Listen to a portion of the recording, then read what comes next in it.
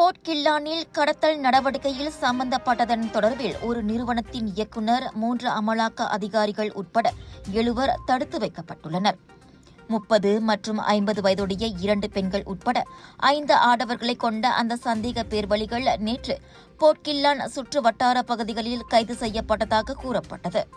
3 சந்தேக பேர்வழிகள் 3 அமலாக்க அதிகாரிகள், நிறுவனங்களின் 3 ஊழியர்கள் மற்றும் நிறுவனத்தின் இயக்குநரும் இன்று புத்ராஜயாவிலுள்ள மேஜிஸ்ட்ரேட் நீதிமன்றத்திற்கு கொண்டு வரப்பட்டு அவர்களை தடுத்து வைக்கும் உத்தரவு பெறப்பட்டது.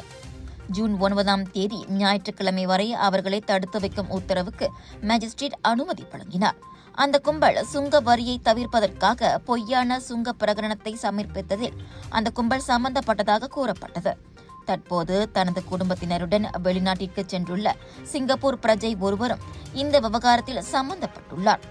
ஒரு நிறுவனத்திற்கு சொந்தமான மற்றும் கைது செய்யப்பட்ட தனிப்பட்ட நபர்களின் 9 வங்கிக் கணக்குகளையும் MACC முடக்கம் செய்திருக்கிறது.